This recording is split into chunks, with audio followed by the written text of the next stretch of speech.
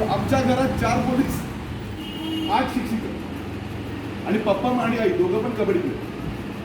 म्हणजे माझे वडील महाराष्ट्र पोलीस घ्यायचे, आई महाराष्ट्र कबड्डी खेळायची. सो बाय डिफॉल्ट तो कबड्डी प्लेअर आहेत आपला.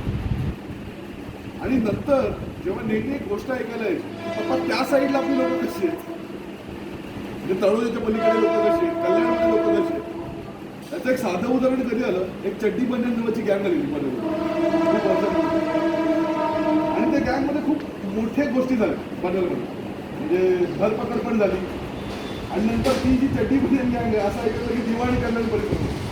तर पप्पा मला बोलले तिकडे गेले ना तर त्यांचं टिकावं लागत. म्हटलं का लागत नाही टिकावं? आपल्या आगरी परवडले रे, इकडे शांत जरी आहे पण तिकडच्या आगरी खवळले ना कुठल्याही चड्डीने रडार बनेल नाही राहणार. मी म्हटलं तिकडे गेले हा विषय संपून जाईल. कुठल्या विषयावर बोलले की हा core area, Agri core area. भावानो इथं येण्याचं माझं कारण आणि विषय हा आहे तो म्हणजे दिबा पाटील आंतरराष्ट्रीय एअरपोर्ट. आणि दिबा पाटील आंतरराष्ट्रीय एअरपोर्ट हा आपला अस्मितेचा प्रश्न आणि त्याला संलग्न अस्तित्वाचा प्रश्न कसा आहे याच्याबद्दल मी तुमच्यासमोर विवेचन करायला लागलो. माझं प्रोफाईल आहे, मी scientist astronaut candidate. Scientist astronaut candidate ही भूमिका मी बजावताना मी जगामध्ये एक भारतीय ही माझी ओळख आहे. भारतामध्ये मी मराठी आहे पण माझ्या महाराष्ट्रामध्ये मी इथला स्थानिक आगरी भूमिपुत्र आहे. बरोबर आहे. आता माझ्या पुढच्या सगळ्या ओळखी या माझ्या घरावर अवलंबून असतात.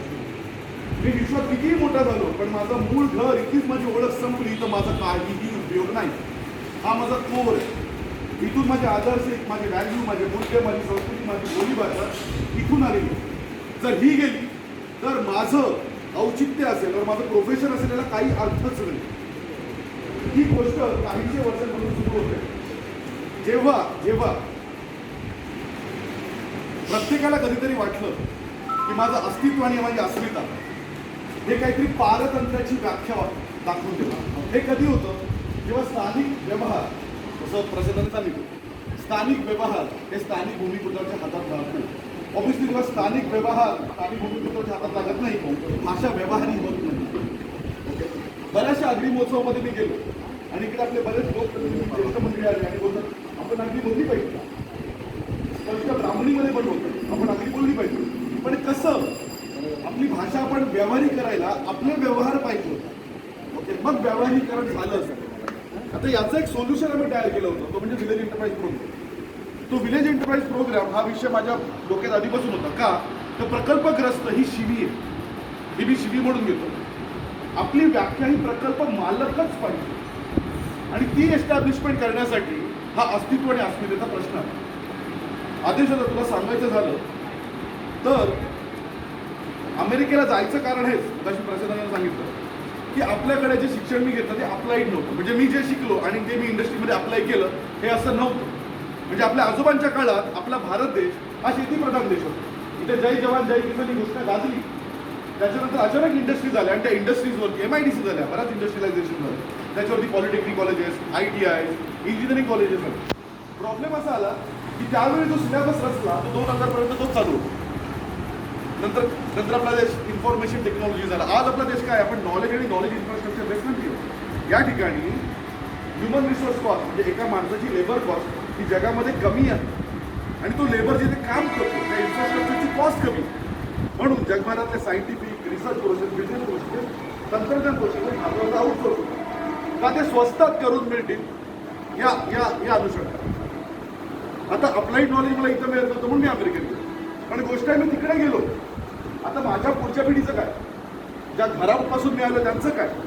म्हणून 2015 आणि 2016 पासून मी अवकाश तंत्रज्ञान या विषयावरती लेक्चर द्यायला लागलो. ओके. आणि प्रसिद्धांना मला तुम्हाला सांगायचं आहे आपली बरीच आगरी मुलं मुली ओके हे स्पेस म्हणजे अवकाश तंत्रज्ञानाच्या बऱ्याच रिसर्च पेपरवर इस्टॅब्लिश झाले. आपण गावागावात सेमिनार घेतले स्पेस एक्सप्लोरेशनवर. ओके. म्हणजे रादर रॉकेट कसं बनवतात तेव्हापासून स्पेस सूट आणि एखाद्याला ॲस्ट्रॉनॉट बनवायचं असेल तर ट्रेनिंगमध्ये काय कन्क्लुजन असतं. ओके. म्हणजे कोणी आज जाऊन नासा जॉईन नाही करू शकत पण नासाचे संलग्न काही कोऑपरेटिव्ह ॲग्रीमेंट्स आहेत जे युनिव्हर्सिटीसोबत आहेत. म्हणजे उदाहरणार्थ आपण सूर्याजवळ आता सोलर प्रोब नावाचा यान पाठवला, तो नासाने केला का नाही, तो जॉन हॉपकिन्स युनिव्हर्सिटीने पाठवला. सो नासा आणि त्यांचं कोऑपरेटिव्ह ॲग्रीमेंट.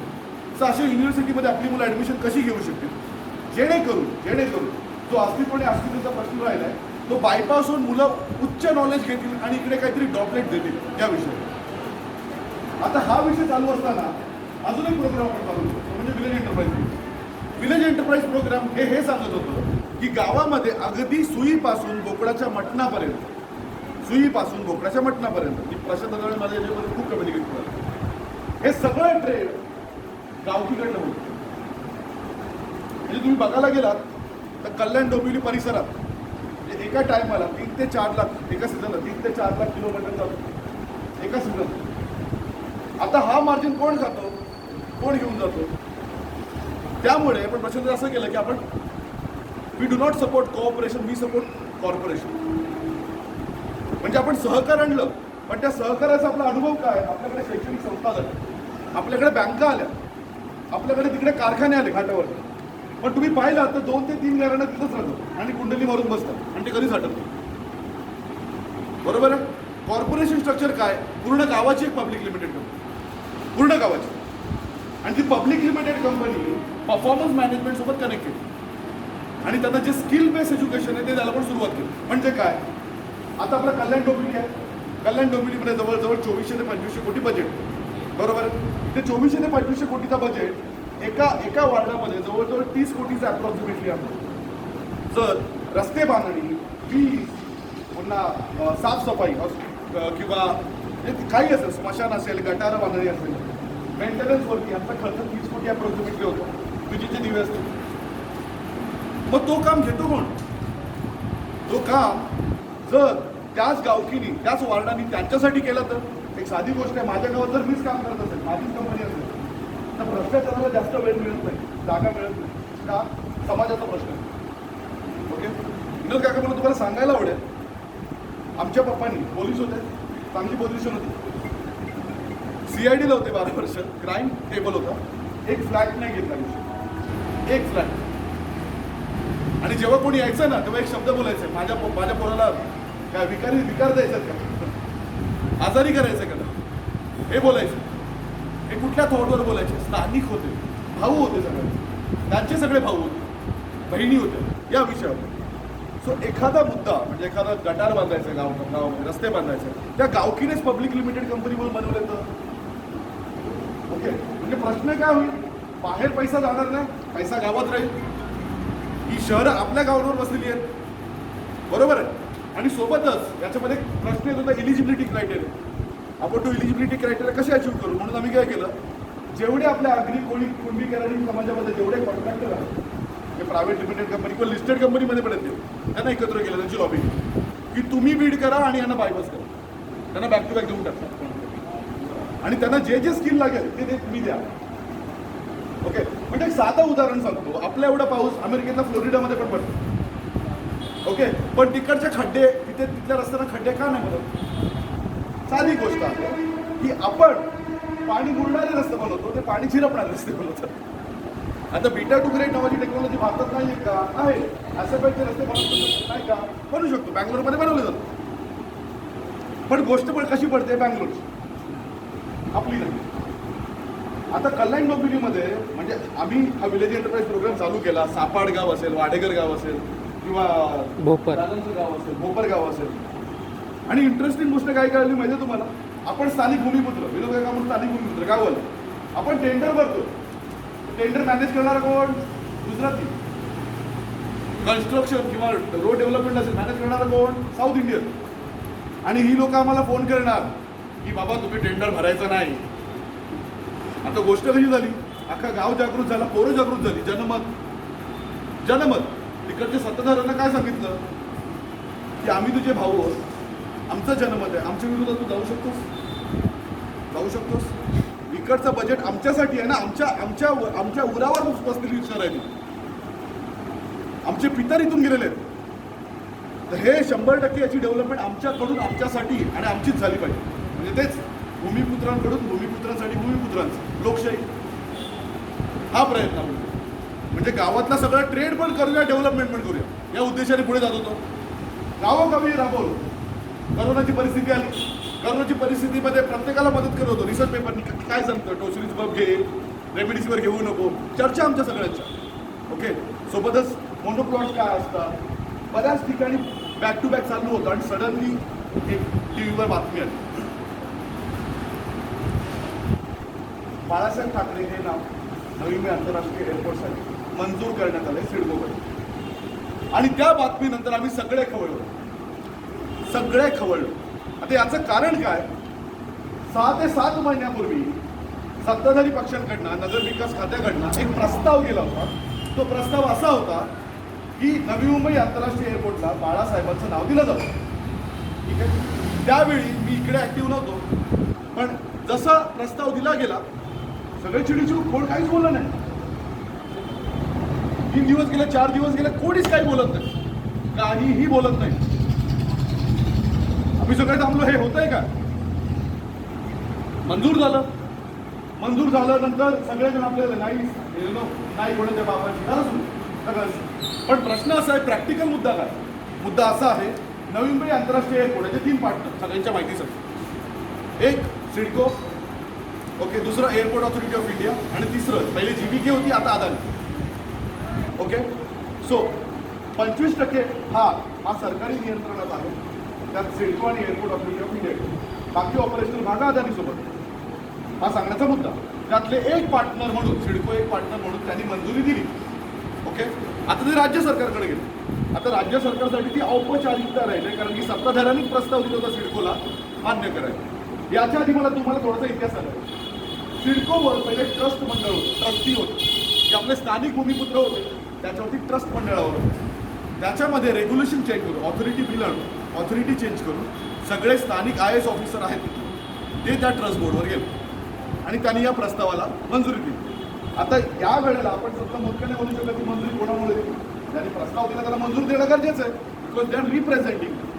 आता ते राज्य सरकारकडे औपचारिकता म्हणून जातं. आणि इतिहास सांगतं की आजपर्यंत जेव्हा राज्य सरकार एखाद्या गोष्टीला अनुमती देतं तेव्हा केंद्र सरकार त्याच्यावरती शिक्कामोर्तब करतं एअरपोर्ट बाबत. हा इतिहास आहे, त्याच्यामध्ये नवीन गोष्टी काही नाही. आता तुम्हाला थोडासा मी इतिहासात घेऊन जातो. 2016 साली मी अमेरिकेत असताना एक फाईल सिलिकॉन व्हॅलीमध्ये येते. त्या सिलिकॉन व्हॅली मध्ये फाईल जेव्हा येते तेव्हा फंड फॉर नवी मुंबई आंतरराष्ट्रीय एअरपोर्ट, म्हणजे नवी मुंबई आंतरराष्ट्रीय एअरपोर्टमध्ये फंडिंगची गरज आहे म्हणून ती फाईल येते आणि कंपनी तिकडे फाईल घेऊन येते. त्यावेळी तिकडचे फंडर आहेत प्रशांत दादा, तुम्हाला माहिती आहे सिलिकॉन व्हॅली, तुम्हाला माहिती असेल सगळ्यांना ऐकून. सिलिकॉन व्हॅली प्रगत सिटी आहे अमेरिकेत, कॅलिफोर्नियामध्ये. तिकडे जगातले सगळ्यात मोठे फंडिंग ग्रुप, म्हणजे तुम्ही DBS म्हणा, ब्लॅकस्टोन म्हणा, ग्रीनस्टोन म्हणा, हे सगळे सिलिकॉन व्हॅलीमधले फंड आहेत. सिलिकॉन व्हॅलीमध्ये प्रश्न आला, एक साधा प्रश्न आला, आणि मला एक गोष्टच कळत नाही, तू तिथं स्थानिक भूमिपुत्र आहेस. म्हटलं हो. अरे एअरपोर्ट याचा internal rate of return facility म्हणून मिनिमम 25% आहे. तुमचा मुंबई आंतरराष्ट्रीय एअरपोर्ट इथे ट्रॅफिक खूप जास्त झालं आहे, त्याच्यामुळे एक्सटेन्शनची गरज आहे, म्हणून तुम्ही नवी मुंबई आंतरराष्ट्रीय एअरपोर्ट बांधताय. सरकारला इन्फ्रास्ट्रक्चरची गरज आहे, मग तो एअरपोर्ट भूमिपुत्रांसाठी का नाही बांधत आहे, जे आपण जसे नेटिव्ह एअरपोर्ट बांधतो, जेणेकरून तिकडचा भूमिपुत्र विस्थापित नाही होणार. बरोबर आहे. अल्टिमेटली डिझायनर, आर्किटेक्ट आणि फॅसिलिटी चालवणारे PMC येतील तिथे, पण मालक का नाही करत भूमिपुत्राला. हा मुद्दा घेऊ जेव्हा मी तिकडे गेलो, इकडे पण काही आमदारांची पण चर्चा केली की दादा हे काय चाललं, तर दादांनी मला उत्तरं काय दिली, प्रणित राजकारणाची साखळी. हे काय ऐकतो. त्याच्यामुळे गावागावात हे सगळे जात होते आणि संमती पत्रकावरती सह्या करून घेत होते. संमती पत्रकावर, ओके, हे जेव्हा संमती पत्रकावरती सह्या करत होते तेव्हा त्यावेळी त्यांनी हा मुद्दा मांडला की आपण ज्याचे वंशज आहोत आपण त्याचं नाव देऊया, कारण की ही भूमी सिडको असेल, नवी मुंबई असेल, दादर, इकडचा जो समाज आहे तो एका माणसावर टिकून आहे, ज्याने कधी आयुष्यात मोठेपणा गाजवला असतो. तो मोठा काय आहे मी सांगतो तुम्हाला, आणि तुम्ही सगळेजण घरी म्हणून जा. सगळे संमती द्यायला पळत होते. आता ते संमती का घेऊन देत होते, कारण की ऑब्व्हियसली जर मी कुठेतरी संमती देत असेल याचा अर्थ मी तिथं कुठेतरी स्टेक होल्डर आहे, मला काहीतरी मिळणार आहे का, नाही तर उगाच का करतो. आणि नंतर एक गोष्ट सुरू झाली, ती गोष्ट सुरू झाली ती सगळीकडे झाली. ती दिव्यामध्ये पण झाली, ठाण्यामध्ये झाली, पालघरमध्ये झाली, गिरा भाईंदरमध्ये झाली, पनवेल रायगडमध्ये झाली. ती म्हणजे काय, सलामी टॅक्टिक्स. सलामी टॅक्टिक्स म्हणजे काय, काका आपलं घर आहे बाजूला आणि तुमच्या बाजूला हॉटेल आहे समजा, बरोबर आहे, आणि त्याच्या बाजूला जागा आहे. एक बाहेरून माणूस आला आणि बोलला तुम्हाला, दादा मी तुम्हाला खूप मानतो, तुम्ही माझी ज्येष्ठ आहात, दैवत आहात तुम्ही माझं, मी इथे टपरी टाकू का हो, मी तुम्हाला 500 रुपये भाडं देतो. तुम्ही म्हणता वा टाक ना, आपलंच आहे, टाकतो तो, बरोबर आहे. त्यांनी टाकलं, हळूहळू त्यांनी धंदा सुरू केला, बरोबर आहे. आता झालं असं की मी शेट आणि माझ्या बाजूचा शेट हे आमच्यामध्ये चढाओढ झाले, त्याच्यामुळे आम्ही इंटरनल ट्रेड केला.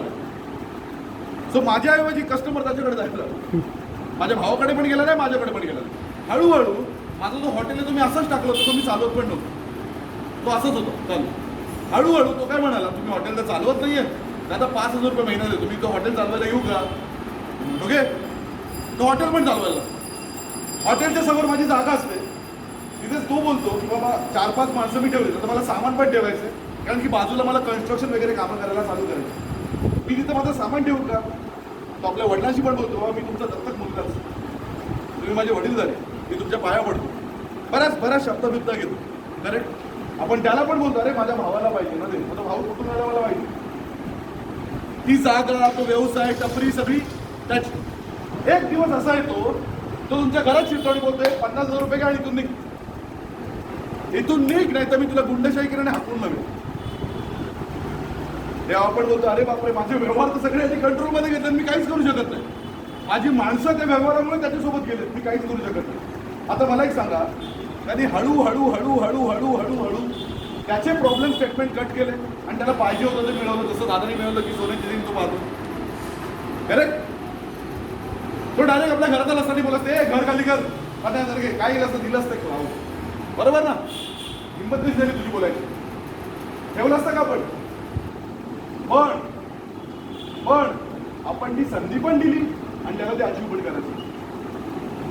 आणि या सगळ्या गोष्टींमध्ये आपले व्यवहार बाहेर गेले. याचं उदाहरण मी वेगळं काही देत नाही, नवीन आंतरराष्ट्रीय एअरपोर्ट पण असं जेव्हा विस्थापन व्हायला सुरुवात झाली तेव्हा सांगितलं, देऊ ना दिवा पाटलाचं नाव, दिवाबाबांचं नाव दिलंच पाहिजे. भराव चालू झाला, देऊ ना नाव, उद्याच नाव देतो, जाहीर करतो. माणसांची नोडमध्ये, सिडको नोडमध्ये त्यांचे प्लॉट देण्याचं सुरू झालं. अहो लगेच नाव जाहीर करतोय, थांबूच नका, आम्हीच प्रस्ताव तयार केलाय, आमच्यासाठी ते दैवत. माणसं तिकडे राहायला गेली, आपले ज्या ठिकाणी आपल्या बायका वटवृक्षामध्ये फेऱ्या मारायचे ते वटवृक्ष तोडले गेले, आपल्या ग्रामदेवताचे देऊळ उचलले गेले. कुठल्या देतो ना नाव, दिलंच नाव, तुमच्याकडे प्रश्नच नाही पाहिजे, नाव दिलंच. आणि हे करत करत करत तलाव वगैरे होते, काय पोट भरायचे लोक, मी मच्छीला स्वतः जाते, भरपूर मच्छी कुठे, मासे काळे मासे आपले सगळीकडे भराव टाकला. झालं, निघाले. अचानक महामारी आली. महामारीमध्ये तुम्हाला माहिती आपण रस्त्यावर येऊ शकत नाही. बेस्ट ऑपॉर्च्युनिटी वगळलं ना. करा काय करायचं, का करा काय करायचं, तर ऑपरेशनल कंट्रोल तुमच्याकडनं 100% काढून घेतलं. काय करणार तुम्ही बोला, त्याला म्हणतात सलामी टॅक्टिक्स. आज देतो उद्या करतो म्हणून लोकांना अंधारात ठेवायचं आणि मग घरात फिरायसाठी बोलत, हे बाबा गंगी चोटवर धंदो नाही लागत, जावं लागत, अशी भूमिका आली. तर आता आपला अट्टहास का, आपण का बोलतो दिगोबाबांचं नाव लागायचं का? तिकडच्या पनवेल तालुक्यामध्ये हे पहिले होते. या माणसाने, तुम्हाला सांगतो, 4 वेळा आमदार, 2 वेळा खासदार, विरोधी पक्ष नेते होते. विरोधी पक्ष नेते असताना मुख्यमंत्री बोलायचे, बाबा पहिले त्या दिबाला समजावू मग GR पास होईल, तर होणार नाही. 2 आपल्या समाजाचे नेते असे होते जे विधान परिषदेमध्ये दत्ता पाटील आणि विधानसभेमध्ये दिबा पाटील यांच्यावरती महाराष्ट्राच्या सभा गाजायच्या की मुख्यमंत्री बोलायचं, त्याला समजवलं नाही तर हा GR पास होत नाही, हा भाग होता. आमचे बाबा होते नावड्याचे दत्तूशेठ पाटील, गाडीमध्ये दांडका घेऊन जायचे. हा, दांडका घेऊन जायचे. काय कोणाची हिंमत होती रस्त्यामध्ये, काय काय तो दरारा असायचा. दिबा बाबा सुशिक्षित होते आणि न्यायाधिकारी होते आपल्या समाजासाठी. हे सगळं असून सुद्धा, एवढी मोठी पदं बसून सुद्धा तुम्हाला सांगायला आश्चर्य वाटेल, या माणसाचं स्वतःची गाडी नव्हती. त्याच्याही पलीकडे सांगतो, या माणसाने स्वतःचं घर पण नाही आयुष्यामध्ये. यांची मुलं प्रायव्हेट कंपनीमध्ये जॉब करतात. त्यांचे नातू माझ्यासोबत माझ्या ज्युनियर वर्गात मराठी शाळेमध्ये होते. विरोधी पक्षनेता कित्येकदा आमदार आणि खासदार यांचा महाराष्ट्रभर झाला. पुढे सांगतो, कधीही स्वतःचा मोठेपणा केला नाही. महाराष्ट्र आणि जेव्हा कर्नाटक सीमा प्रश्न आला, त्या महाराष्ट्र कर्नाटक सीमा प्रश्नामध्ये एकमेव व्यक्ती ज्यांनी जामीन नाही घेतला, एकमेव व्यक्ती. किती स्वाभिमानी वाटत. इथे मी मराठी कोण झालो, पण एकमेव व्यक्ती ज्यांनी जामीन नाकारला, ज्यांच्यापर्यंत पूजा करताना सगळे जामीन घेऊन बाहेर आले. का नाकारला? का नाकारला? मराठी स्वाभिमानीसाठी. मी काही चुकीचं नाही करत आहे. आणि शेवटी डेट्स वरती रिलीज होऊन आले. 3 महिने एक्स्ट्रा राहिले कारागृहात. जेव्हा आपण मुंबई संयुक्त लढा पाहतो, तेव्हा पूर्ण समाजाचं नेतृत्व कोणी केलं असेल तर दीपकरावांनी केलं. आणि त्या नेतृत्वाची झलक त्यांनी कुठल्याही फोटोमधून प्रसिद्धी केली नाही, लोकांकडनं आली, कुठेच नाही गेली. याच्याही पलीकडे जाऊन तुम्हाला सांगतो, प्रकल्पग्रस्त नाही, प्रकल्प मालक हे पिंपवणारे पण तेच. का तर मुंबई प्रादेशिक एरिया वाढणार आहे. नवी मुंबई, ठाणे, पालघर, आता पालघर, पहिले ठाणे, रायगड, या ठिकाणी मुंबई ही भारताची आर्थिक राजधानी म्हणून प्रकल्प लागणारच आहे. त्यांना गरज आहे. मुंबई व्हर्टिकली वाढली, आता हॉरिझॉन्टली वाढणार आहे. आपल्याकडे पण आलं सगळं, बरोबर आहे. आता अशा वेळी जेव्हा आपल्या जमिनीवरती प्रकल्प येतील, तेव्हा स्थानिक भूमिपुत्र विस्थापित नाही झालं पाहिजे. तुम्हाला माहिती, जेव्हा सिडको निघाली तेव्हा काय प्लॅन होते? पूर्ण जमीन आपण घेऊ 50,000 एकर, आणि इकडचा स्थानिक समाज सोलापूरला पाठवू, आगरी समाजाला सोलापूरला पाठवू. आपल्या कोण उठला? दीपक उठला. सगळे तरुण उठले. त्यावेळी मी म्हणाल वसंतदादा पाटील मुख्यमंत्री होते, नंतर शरद पवार मुख्यमंत्री होते. ज्यावेळी हा माणूस म्हणाला किंवा जमिनी घेताय तेव्हा आम्हाला कंपन्सेशन पाहिजे, आम्ही इथले स्थानिक आहोत, आणि कंपन्सेशन का पाहिजे हे पटवून देणारा माणूस, त्याच्यावरती आपल्याला 12.5% मिळाले. ते का 12.5% मिळाले? कारण की त्यांना खात्री होती पुढे जाऊन माझे वंशज ज्यांना प्रकल्पग्रस्त व्याख्या लागले ते 4 पटीने उठतील आणि पुढे जाऊन 100% मालकी घेतील. 100%. कारण की अस्तित्वाचा प्रश्न जे त्याच वेळी सुरू झाला होता. आपण काय केलं? आपण ते प्लॉट घेतले, आपण बिल्डरला दिले 50-50, 60-40 मध्ये. त्याच्यामध्ये आपल्याला 3 फ्लॅट मिळाले, काही गाळे मिळाले, आणि त्याचा आपण भाडा घेतला. जेव्हा घरात पोरापोरीचं लग्न आलं तेव्हा एखादा काढला, आणि हळूहळू आपल्या हयात संपवलं. आज तुम्ही म्हणाल तर आमच्या क्षेत्रामध्ये जी लोक पिवळी झाले ती बाबांमुळे परतावा मिळालाय म्हणून झालं, बरोबर आहे. आज नवी मुंबई आंतरराष्ट्रीय एअरपोर्ट जेव्हा प्रकल्प येतो तेव्हा कळत नाही कोणाची नजर लागते समाजाला. म्हणजे वैज्ञानिक असं सुद्धा मी म्हणतोय, नजर लागते की ज्याच्यामुळे आपलं अस्तित्व आहे त्या ठिकाणी त्याला विसरण्याची कुठेतरी वेळ येते, आणि पक्षापक्षांमध्ये पण विभागले जाते. 27 गावाचा प्रश्न असेल, बाबा. ओबीसी प्रश्न असेल, बाबा होते. महाराष्ट्र प्रकल्पग्रस्त समिती असेल, बाबा अध्यक्ष होते. आणि या सगळ्या ठिकाणी आपलं नाव बिंबवताना काय सांगितलं? मी आगरी आहे. मी आगरी आहे, ही माझी ओळख आहे सामाजिक. ही माझी ओळख पुसता कामा नये. माझे वंशज पुढे जाऊन इथे प्रस्थापित झाले पाहिजे, त्यांचं कोणत्याही प्रकारे विस्थापन नाही झालं पाहिजे.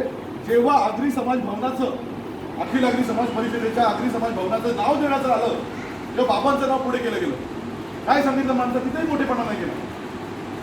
माझं नाव नाही द्यायचं, माझ्या गुरुचं नाव द्यायचं. तिथे महात्मा फुलेंचं नाव दिलं. रयत शिक्षण संस्थेचं पनवेलचं जे मोठे कॉलेज आहेत, MPSC कॉलेज, त्या ठिकाणी पण त्यांचं नाव देण्याचा विचार आला. तिथेही त्यांनी स्वतःचं नाव नाकारलं आणि आपल्या गुरूंचं नाव दिलं. आता त्यांच्या पश्चात आपण त्यांचे वंशज म्हणून किंवा आपल्या समाजाचे पितामह म्हणून जर आपल्याला आपल्या अधिकाराची जाणीव झाली असेल तर त्यांचं नाव देणं आणि त्या अनुषंगाने आपल्या समाजाची अस्मिता जपणं हे किती महत्वाचं आहे हे विचार करून. आता जेव्हा आंतरराष्ट्रीय एअरपोर्ट येतो तेव्हा मी तुम्हाला सांगितल्याप्रमाणे जगभरामध्ये आंतरराष्ट्रीय एअरपोर्ट हा कोणाचा याचं एक विवेचन दिलं जातं. तिथे कल्चरल एक्सचेंज प्रोग्राम घडतात. मी मगाशी म्हटल्याप्रमाणे जेव्हा आपण मुंबईमध्ये येतो तेव्हा जेव्हा मुंबई आंतरराष्ट्रीय एअरपोर्ट उतरतोय तेव्हा एक भूमीची जाणीव म्हणून तो शब्द ऐकला नाही. छत्रपती शिवाजी आंतरराष्ट्रीय एअरपोर्टवर तुझं स्वागत आहे म्हणून म्हणतो, छान वाटतं. एक खूप येते. हाच प्रश्न जेव्हा आपल्या घरातल्या एअरपोर्टवर येईल तेव्हा काय वाटेल हो सांगा? आता सांगा, आपली पुढची पिढी इथून फ्लाय करेल लंडनला, अमेरिकेला, काय सांगतील? माझं एअरपोर्ट आहे, माझ्या बापाचं एअरपोर्ट आहे, आम्ही आमच्या अस्मितेने तयार झालं. पुढे एक लक्षात घ्या, जेव्हा फॅसिलिटी येते आंतरराष्ट्रीय एअरपोर्टसाठी, त्या ठिकाणी data centre park, aviation park, okay, सोबत ग्रँड हॉटेल्स, हॉस्पिटॅलिटी एरिया, ठीक आहे, कार्गो पार्क, अशा संलग्न बऱ्याच गोष्टी होतात. आजही आपल्या भावांना तिथे वळवलं जातं. आज सगळे भाऊ बहीण एकत्र पाहिजे आणि बोलायला पाहिजे होते की जेव्हा नैना हा प्रकल्प येतो त्याच्या आजूबाजूच्या फॅसिलिटीजवर स्टेक होल्डर म्हणून आपण तयार झालं पाहिजे, ना की बिल्डर लॉबी तयार केली पाहिजे. असाही प्रयत्न स्मार्ट भूमिपुत्रांचा आहे जो आम्ही मांडतोय. पण सडनली प्रश्न काय आला नावाचा?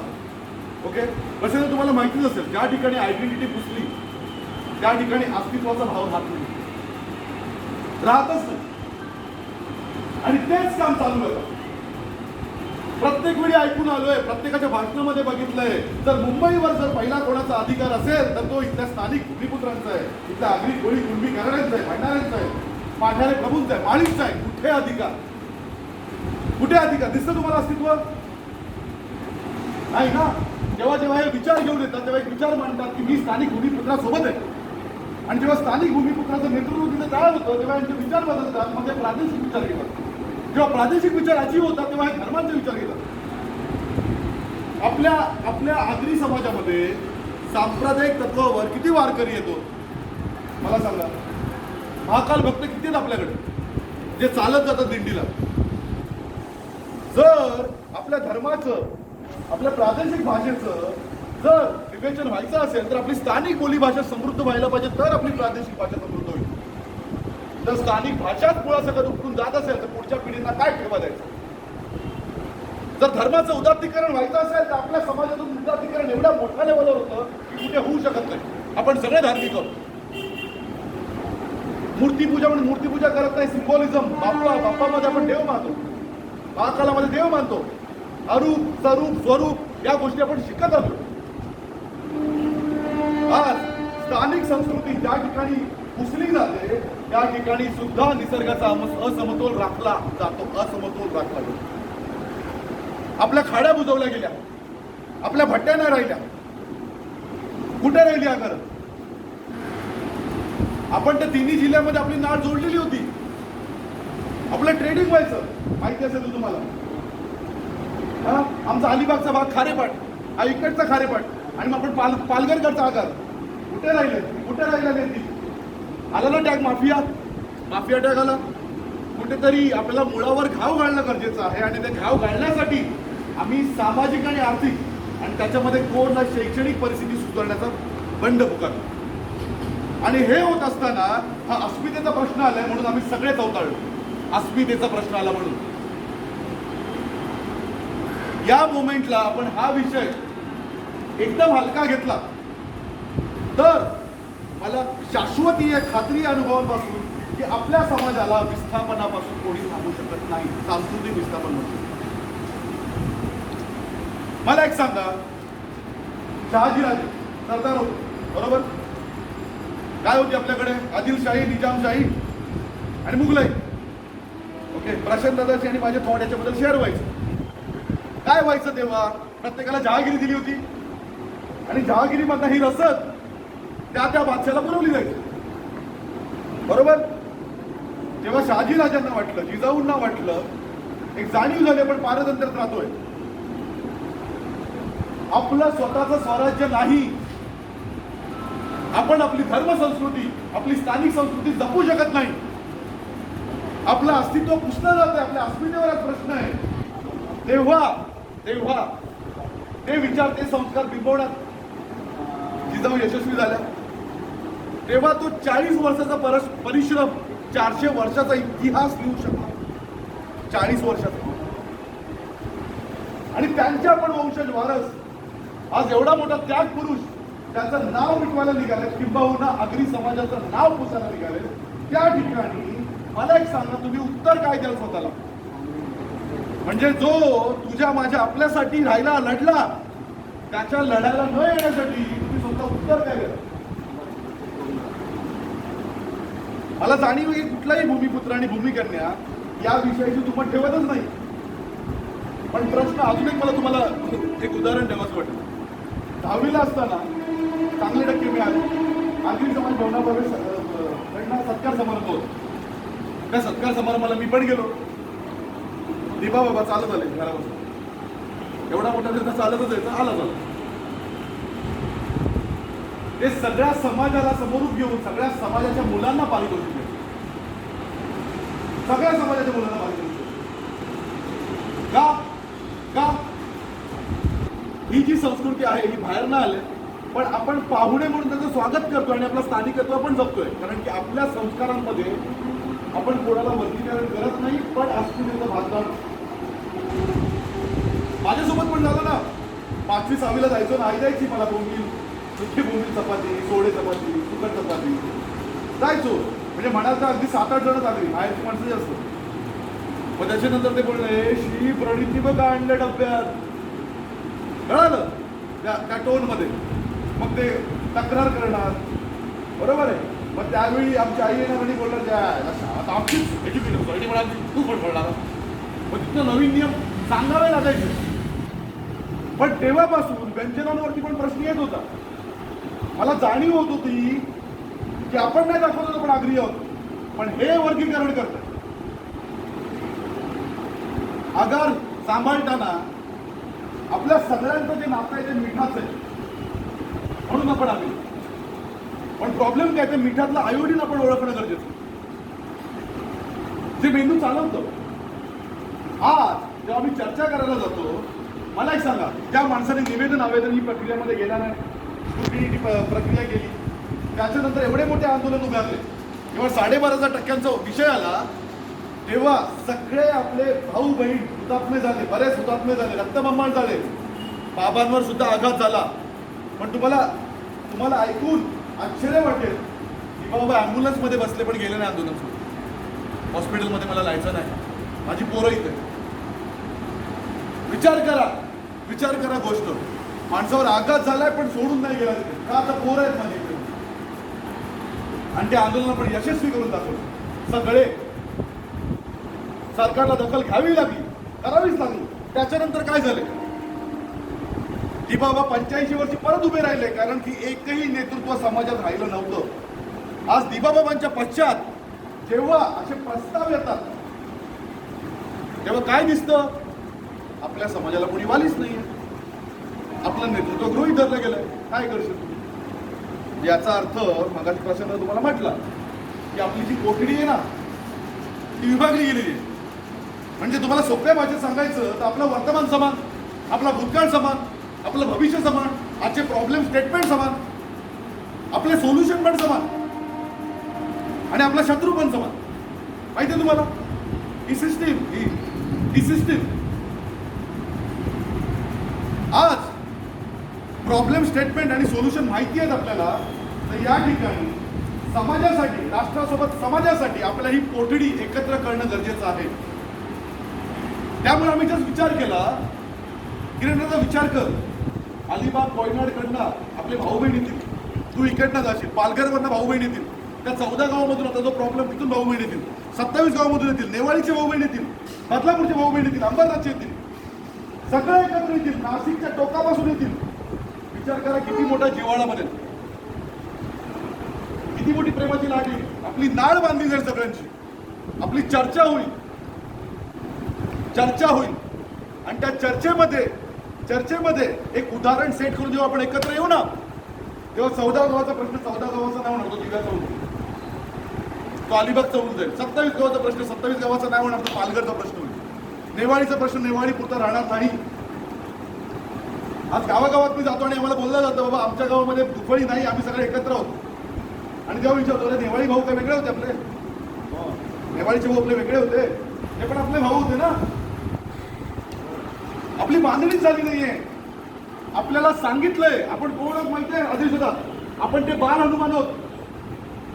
बाल हनुमान जेव्हा त्यांनी सूर्याकडे बघितलं आणि तो गिळायला गेला सूर्य, तेव्हा हे सत्ताधारी, तो इंद्रदेव, त्यांनी त्याला शाप दिला, काय तू तुझी शक्ती विसरशील. आज आपल्या त्या शक्तीची आणि आपल्या अधिकाराची जाणीव करणं हा काम ही योजना रामाने आखली असा विचार करा की आपल्याला आपल्या शक्तीची, आपल्याला स्थानिक भूमिपुत्र म्हणून अधिकाराची जाणीव झालीच पाहिजे. म्हणून मी बऱ्याच वेळा उदाहरण देतो की आपण त्या बाल हनुमानासारखे होतो, त्यांची शक्ती ते विसरले. आज मला एक तुम्हाला विनंती करणारच नाही, एकाच घरातले भाऊ होतो आपण, ओके, त्यामुळे हक्क अधिकार आहे प्रत्येकावर, बोलू शकतो. पण दादा, मी येथील 2 मीटिंगला गेलो होतो, 2 मीटिंग.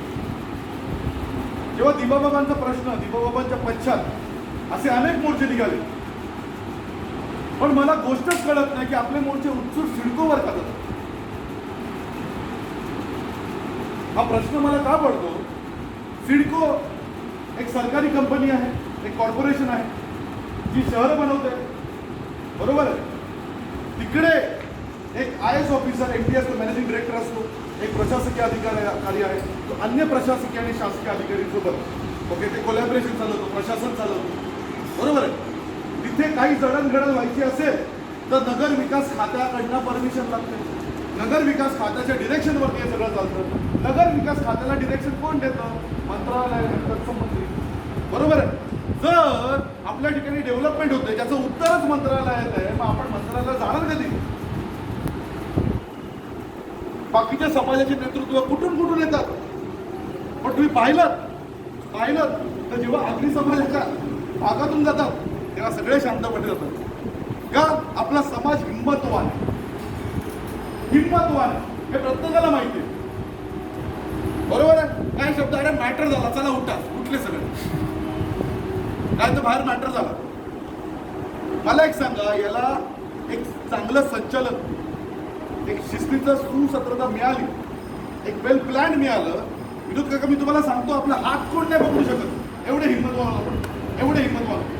आणि आपल्या नाण्याची दुसरी बाजू सांगतो, आपले कित्येक भाऊ युनायटेड नेशनमध्येच आपले भाऊ, तुम्हाला माहिती आहे, UN मध्ये,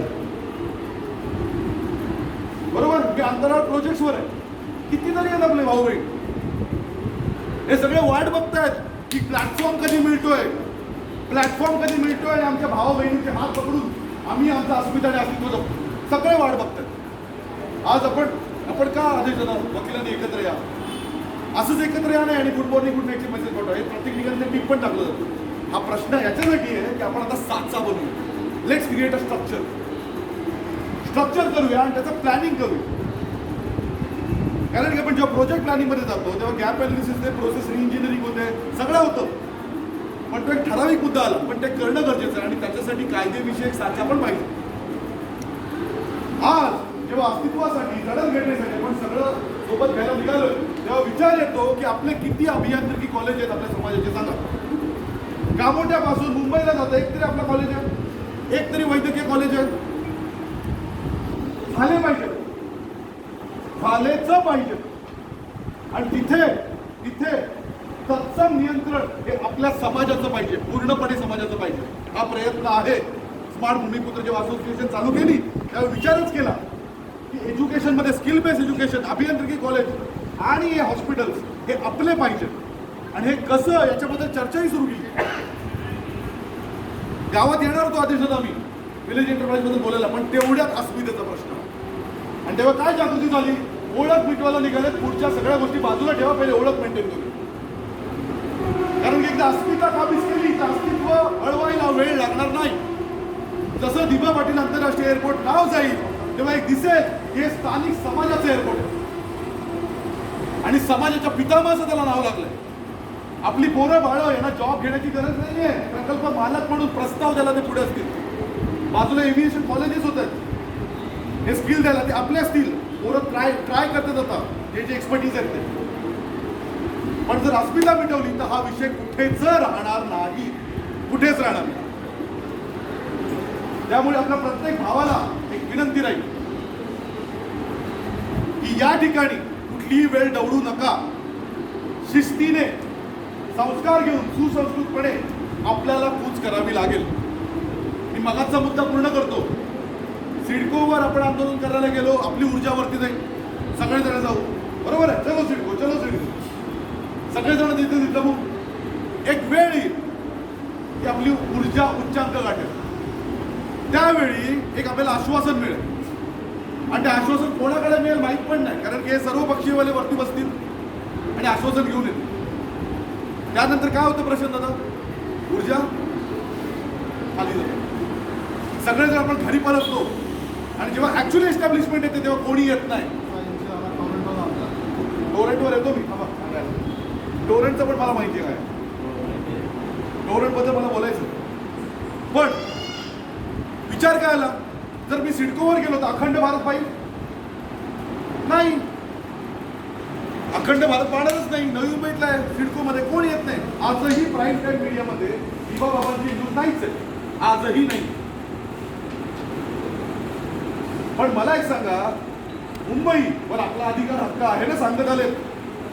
प्रशांत मला तुम्ही सांगा, तो काय का सांगा, ज्या मोमेंटला आपला समाज मुंबईत उतरेल काय होईल, काय होईल. अखंड भारत पाहिजे, मीडियासोबत अखंड भारत पाहिजे. इकडची मंजुरी घेऊन जेव्हा केंद्र सरकारकडे जाईल, केंद्र सरकार पाहिजे. त्यामुळे दम काय घेईल, दम काय घेईल, या गोष्टीवर मी नडू नाही शकत, कारण की जनमत आहे. ती जनमत दिसलं पाहिजे, पक्षीय मत नाही.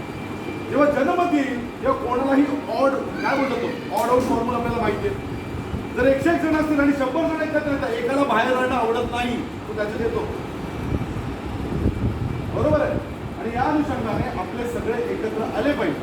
म्हणून आपण यांना काय सांगतोय, आज काय सांगतोय, पॅनडेमिक सिच्युएशन आहे, पॅनडेमिक ऍक्ट लागलं. आपण सिडकोला गेलो, सिडकोला पोरं आली, त्यांच्यावर जास्त केसेस होते, बरोबर आहे. मंत्रालयात गेली, त्यांच्यावर पण टॅप केली, बरोबर आहे. पण मला सांगा की कुठल्या गोष्टीमध्ये आगरी समाजाचं अस्तित्व अखंड भारत पाहिजे, मंत्रालयावर गेलो, मंत्रालयाकडे. आणि ऑफिसला आपल्याला जाऊन देणार नाही. यांचं चाललंय काय, म्हणजे असं मला असं वाटतंय, हा समाजाचा मुद्दा आहे, हा भूमिपुत्रांचा मुद्दा आहे. किंवा बाबा आगरी समाज, कोळी समाज, कराडी समाज, ओबीसी नेते होते, ओबीसी समित्यांची धुरावर दिवा बाबांनी पाहिले. आगरी समाज, अखिल आगरी समाज परिषदेचे अध्यक्ष होते ते. या परिस्थितीमध्ये आपण सर्वपक्षीय नेतृत्व कसं राहू शकतो.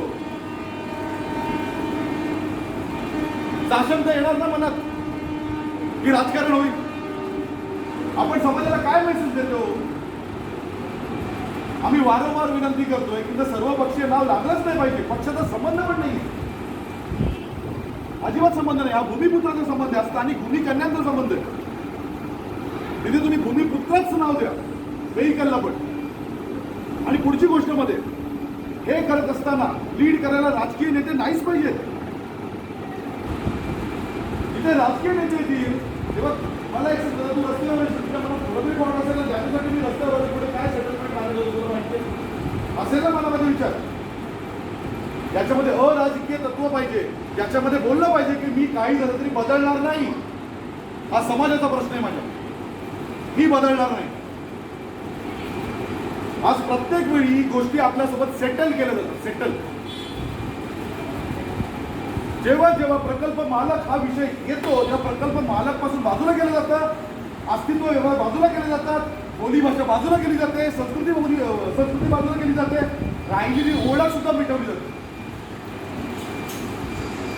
विलेज एंटरप्राइज प्रोग्राम ही काळाची गरज आहे पाहिजे, ती केली पाहिजे, माझं असं ठाम मत आहे. पण आज अस्मितेचा प्रश्न म्हणून आपल्या सगळ्यांना विनंती की आपण समाजाच्या अस्तित्वासाठी आणि अस्मितेसाठी याच्यामध्ये सम्मिलित व्हावं. हे दैवी काम आहे, मी सांगतोय, हे पुण्याचं काम आहे. कारण की आपल्या पुढच्या पिढ्या आज वर्तमानामध्ये म्हणजे बीज रोवू याच्यावरती जाऊया पुढच्या पिढ्या, बरोबर आहे. आजपर्यंत काय झालं, आपल्याला तेच उत्तरं मिळाली, कारण की आपण तेच करतो.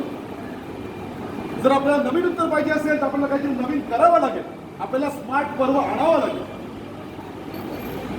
मी प्रत्येक वेळी म्हणतो, आपले चाकू सुरांचे दिवस गेले, आता नाण्याची दुसरी बाजू आपल्याला दाखवायची. नाण्याची दुसरी बाजू ते म्हणजे आपलं शिक्षण, आपली संस्कृती, बरोबर, आपले संस्कार, आपली बुद्धिमत्ता. आपल्याकडे हा प्लॅटफॉर्म भरभरून आहे. आज आपण अशा सगळ्या घटकांना आणि सोबत आपल्यासारख्या अनुभवी घटकांना एकत्र घेतोय, कारण कदाचित तुमची पाठी भरलेली आहे.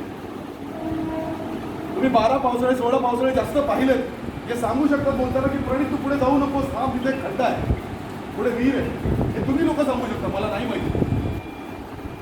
आमचं काही तरुण रक्त चाललंय कोऱ्या पाठीवर इतिहास द्यायला, पण याच्यासाठी अनुभव पण गरजेचा आहे, मार्गदर्शन गरजेचं आहे, हे अपेक्षित आहे मोठ्यांकडे श्रेष्ठांकडे. या ठिकाणी मला माहित नाही, उपरा तो उपरा, पण माझ्या समाजासाठी, माझ्या भावांसाठी आज आपण नाळ बांधायचीच. पालघर पासून रायगड पर्यंत हा विषय प्रांतांमध्ये, पक्षापक्षांमध्ये विस्थापित झाला नाही पाहिजे, वर्गीकरण झालं नाही पाहिजे. सगळेजण आपण एक आहोत आणि एक नाळ म्हणूनच एकत्र आलं पाहिजे. विलेज एंटरप्राइज प्रोग्राम आर्थिकता सांगतो, त्याच्यामध्ये ऍक्च्युली प्रूव्ह होतं की असतील सुद्धा तर जपतील बोलतो, ते होईल. पण आज भावनिक नक्की झालोय मी, मला रात्रीची झोप येत नाही हे विचार करून की मला नाही माहिती की माझी पुढची पिढी जगभरात कुठेही असेल, पण ती आपल्या घरातच विपरीत न व्हावं, आपल्याच घरात. कारण की उपरं होणं याच्यापेक्षा शिवी आणि वाईट पण काही नाही. आता यापुढे प्रकल्प मालकच आणि स्थानिक भूमिपुत्र म्हणून जे जे आपल्याला अस्तित्व आणि अस्मितेसाठी बाहेर घेऊन गेले, त्या ठिकाणी आपण आपलं प्रस्थापन करायचं, आपली संस्कृती प्रस्थापित करायची, व्यवहार घरात घ्यायचे. या सगळ्या गोष्टी होणार या अस्मितेच्या प्रश्नानंतर. त्यामुळे सगळ्यांना विनंती, आपण यामध्ये यावं, चर्चा करावी आणि खुले मनाने आपले विचार मांडावे. 10 तारखेला आपण साखळी आंदोलन करू. सर्वपक्षीय कृती समिती आहे, आपण त्यांना सांगतोय सर्वपक्षीय कृती समिती ही समाजाची समिती नाही. तुम्ही पहिले भूमिपुत्र समिती घ्या आणि तिथे राजकीय लोक नाही पाहिजे. कारण की जो बाण आपण बनवतोय, तो आपल्या शत्रूवर मारतोय, तुम्हाला काय माहिती तो बाण कुठे चाललाय, तो बोथट आहे का टोकदार आहे काहीच माहित नाही. कारण की आजपर्यंतचा इतिहास सांगतोय की सिडकोवर एक आंदोलन घेऊन गेलं, एकही यशस्वी झालं नाही. प्रत्येक वेळी बोलून दिलं जात नाही. तर त्या ठिकाणी कोणाचे काय स्टेक होल्डर असते काय माहिती. या ठिकाणी अराजकीय चळवळ घेणं गरजेची आहे, त्याचं केंद्रस्थानी भूमिपुत्रात असलं पाहिजे आणि हे सिरियसली घेतलं जाणं गरजेचं आहे. कारण की आपला पुढच्या पिढ्यांचा प्रश्न. आज बरेचसे नेतृत्व आहेत ते असं विचार करत असतील की बाबा पुढच्या पिढ्या पुढे बघतील, आपण आता खाऊया. हा चुकीचा विचार आहे, खूप चुकीचा विचार. कारण की पुढच्या पिढ्यांसाठी तुम्ही त्यांचे पितर आहात. आपला वंश पुढे गेला पाहिजे आणि आपला वंश पुढे जाऊन आपली संस्कृती टिकवणं, आपली परंपरा टिकवणं हे आपलं आद्य कर्तव्य आहे. प्रत्येकाने याच्यामध्ये सुवर्णाक्षर आणलंच पाहिजे. आज जरी मी सायंटिस्ट असलो, कॅन्डिडेट असलो, तरी मी तुम्हाला सांगतोय केसेस घ्यायला तयार नाहीये. केसेस आजपर्यंत बघत आलो पप्पांच्या मध्ये, प्रश्न पण नाही, व्हाईट कॉलर बघत आलो. आणि हा समाजाचा प्रश्न आहे. मी गोल्डन नंबरनी लिहीन की मी गेलो होतो तिथे म्हणून. जेव्हा इतिहास रचला जाईल, जेव्हा मला सांगता येईल माझ्या पोरांना तुझा बाप झोपलेला वाघ नव्हता, नकली वाघ नव्हता, गेला तिथे, सांगता येईल मला. तर तुम्हाला सगळ्यांना वाटतंय तुम्ही पण सामील व्हा आणि आपली संस्कृती जपा, आपली ओळख जपा. पण या गोष्टी करत असताना कुठल्याही प्रकारची आपल्याला आणि आपल्या समाजाला हानी होईल अशा प्रकारच्या कृती करू नका. सोबतच पॅरेडमिक ऍक्ट आहे, आपल्याला आपली काळजी, आपल्या भाऊ बहिणीची सुद्धा काळजी, आई वडिलांची काळजी, त्याच्यामुळे अंतर ठेवा अशा गोष्टी करत असताना. सोबतच कुठल्याही गोष्टी करत असताना शिस्तीचं पालन झालं पाहिजे. आपण एक आदर्श समाज आहोत, सुसंस्कृत समाज आहोत. ओके, आपल्यामध्ये कुठल्याही प्रकारचे भांडण तंटे झाले नाही पाहिजे. अशा प्रकारचं नियंत्रण आपण गावकी लेवलला करा, त्याचं छान प्लॅनिंग करा, जेणेकरून म्हणजे आपलं ठरलंय की आपण राष्ट्रीय महामार्गावर साखळी आंदोलन करू, चांगलं डिस्टन्स देऊ. ओके, राष्ट्रीय महामार्ग का अखंड भारत पाहिजे. आणि इथले काही न्यूज चॅनल प्राईम मीडियाचे जे चर्चेमध्ये आहे, सगळेजण हे कव्हर करणार. आपल्या गावात एक नेतृत्व नाही, मग जेणेकरून त्यांना बोलता येईल गावाकडनं. ओके, की आम्ही असे आहोत आणि या ठिकाणी करत आहोत. तसेच आम्ही भिवंडीला गेलो, त्या ठिकाणी आम्ही ते सांगितलं की टोल नाक्यापासून आपल्या आग्रा नाशिक ते आपल्या मुंबईकडे, ते ठाण्याकडे आपण साखळी करावी. इथे आपण कुठल्याही प्रकारचा रस्ता रोको किंवा बेकायदेशीर गोष्टी करत नाही. आपण पॅन्डेमिकच्या गोष्टी पाहून हा ऍक्ट समजून विशिष्ट अंतर ठेवतोय, कोणत्याही भाव बहिणीला त्रास होणार नाही असं देतोय. हे प्रकारे एक मेसेज देतोय सरकार की आमची भूमी आहे आणि आमच्या भूमीवरती आम्ही ज्याचे वंशज त्याचंच नाव पाहिजे, आम्हाला आमची अस्मिता आणि अस्मिता पुढे घेऊन जायचं, जेणेकरून आमच्या पिढ्यांची ओळख वर्षानुवर्ष इथे राहील. बाबाचं नाव लागलं, आपलं नाव हटणार आहे का तिथून सांगा? कित्येक वर्ष अजिबात नाही. कोणी काही करू. आंतरराष्ट्रीय एअरपोर्ट आहे, लक्षात घ्या, छोटी गोष्ट नाही आहे. दुसरी गोष्ट, 10 तारखेचं आंदोलन आपण करणारच, पण स्मार्ट भूमिपुत्र आणि स्मार्ट भूमिकन्या म्हणून आपण याच्यासोबत काहीतरी नवीन पण करणार आहोत. याच्यासाठी आम्ही ज्येष्ठांकडनं सल्ले घेतो. म्हणजे प्रश्न तुमचा पण सल्ला लागेल, चेतनाचा तुमचा लागेल, तुमचा काय सल्ला लागेल तुमचा. कारण की उठ सूट आता काय होणार आहे, आपण सिडकोवर जाऊ, मंत्रालयावर जाऊ, पण तो छोटा मोर्चा असणार आहे पॅनाडेमिक ॲक्टमध्ये. आपल्याला ऊर्जा तयार करायची, जेणेकरून पॅनाडेमिक उठेल तेव्हा पालघरपासून इथून दिव्यातून सगळेजण चालत निघू गावागावातून आणि कूच करू आझाद मैदानाकडे. यासाठी ऊर्जा बनवणं गरजेचं आहे. माझा प्रयत्न मी 100 दिवस चालू का करतोय. अरे मोर्चे आणि ऊर्जा असतात ना, या ट्रॅजेक्टरी सारखे असतात, रॉकेट सारखे, ते खाली पडतात. कधी कधी 2 दिवसात, कधी एकाच दिवसात. तुम्हाला रोज ही ऊर्जा मेंटेन ठेवणं गरजेचं आहे, सांगणं गरजेचं आहे. तेच सांगणं गरजेचं आहे, किती महत्त्वाचा टॉपिक. म्हणून आम्ही निश्चय केलाय, ही ऊर्जा खाली जाऊन देणार नाही, ही चेतना खाली जाऊन देणार नाही. त्यामुळे आता हा टॉपिक समाजामध्ये हॉट आहे, पुढे समाजाला अस्मितेचं वाटतं, कारण की आहे तेवढा महत्त्व. तर 10 तारखेला आपण सगळे या जवळचा महामार्ग, राष्ट्रीय महामार्ग, आपण गावकीची मिटिंग करा, आपण करा मिटिंग आणि आपण ठरवा हे कुठे करता येईल राष्ट्रीय महामार्गावर. ओके, सगळ्या गोष्टी सुव्यवस्थित आणि शिस्तीत व्हाव्या, जेणेकरून आदर्श समाजाचं उदाहरण अखंड भारत. ओके, सद्गुरू कृपेने, विठ्ठलाच्या कृपेने, महाकालाच्या कृपेने, गावदेवीच्या कृपेने आपल्याकडे सगळं काही आहे. प्रश्न तो नाही. पुढच्या पिढ्या कुठे सुजलाम सुफलाम झाल्याच पाहिजेत, या उद्देशाने हे पाहू. हो राईट. आता आपला विचार काय चाललाय की साधारण पॅनाडेमिक पाहून आपण ग्रुप केलेले सगळ्या ठिकाणी. आता स्मार्ट भूमिपुत्र दिव्याचा पण आपण एक ग्रुप करा, आपली मीटिंग करा, आपण ज्येष्ठांचे सल्ले घेतो. ओके, आणि त्यानुसार कदाचित आपला विचार चालला की सकाळी 10 वाजल्यापासून करू. ओके, किंवा त्याची यादी करता येईल, जेणेकरून मे महिना आहे, पुण्याचा पण 10 कोणाला जातो. तो एक हे सांकेतिक आहे पाहिजे, हे आपण संकेत देतोय सरकार भारताला. आपण अटेन्शन घेतो. ते 10 तारखेचं आंदोलन आहे, 24 तारखेचं आंदोलन म्हणा, ते पण एक प्रकारे सांकेतिकच आहे. आंदोलन कधी होईल, जेव्हा ऊर्जा टिकून 3 जिल्ह्यातले भाऊबंद एकत्र येतील. ते आंदोलन ते आपल्याला करायचं सारखं, ते त्यांना करायचं सारखं. आणि यासाठी ऊर्जा टिकवणं गरजेचं आहे. तर आपण भूमिपुत्राचा ग्रुप करा, त्या ठिकाणी आपण चर्चा करून तुम्हाला टायमिंग देऊ. 10 ते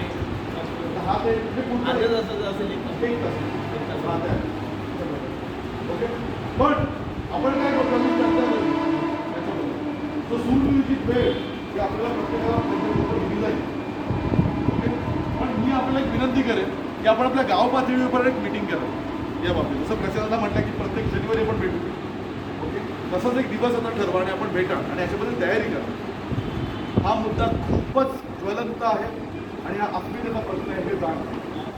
ओके, मला आवडेल प्रशासनाचा पुढे जाऊन इथे शैक्षणिक प्रोग्राम झालं अवकाशाचं आणि विज्ञानाचं, तर मला इथे माझ्या भावांसाठी, बहिणींसाठी, लहान बहिणींसाठी यायला आवडेल, त्यांना मार्गदर्शन करायला आवडेल. ओके, आज नको ते अमेरिकेत जायला कन्सल्टंट घेतात, गरजच नाही. माझ्याकडे काही सोपे मार्ग आहेत, ते त्यांनी अवलंबावे आणि जागतिक एज्युकेशन पण घ्यावं जर गरज असेल. मी पण मराठी शाळेतून आलो, तर तुम्हाला म्हणायचं झालं तर 11वी 12वी मी ASC कॉलेजला होतो. तिकडे तर मी प्युअर आगरी झालो होतो. म्हणजे ते पण डिग्री कॉलेजला जाताना इंग्लिश मनामध्ये मराठी कन्वर्ट करून परत ते इंग्लिश उत्तर देणं हे मी पण केलं. तुम्ही आता माझ्या आगरी का झाला ना, मी तेव्हा तुमचा नंबर मिळणार होता. अच्छा, तुमचा झाला तर माझा मी तुमचा नंबर देतो तेव्हा आपली कुठे आगरी महोत्सव आगरी होतो बदलापूरला डोंबिवलीला. हा बरोबर एकत्र होतो आपण, पण त्या परीक्षेला होता.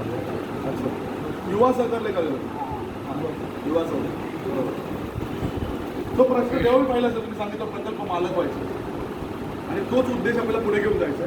तर बरं नक्षे की आपण 10 तारखेला आंदोलन करतोय, टाकळी आंदोलन करतोय. हे आंदोलन समाजाचं आणि भूमिपुत्रांचं आंदोलन आहे. इथे कुठल्याही पक्षाला स्थान नाही, पक्षी अस्तित्वाला स्थान नाही. हे आपली अस्तित्व आणि अस्मिता जपण्यासाठी आंदोलन आहे. याच्यासोबत काही आपण विशिष्ट सुद्धा करणार आहोत. ते विशिष्ट आपण ज्येष्ठांच्या सल्ल्याने करू, असा माझा मानस आहे. ठीक आहे.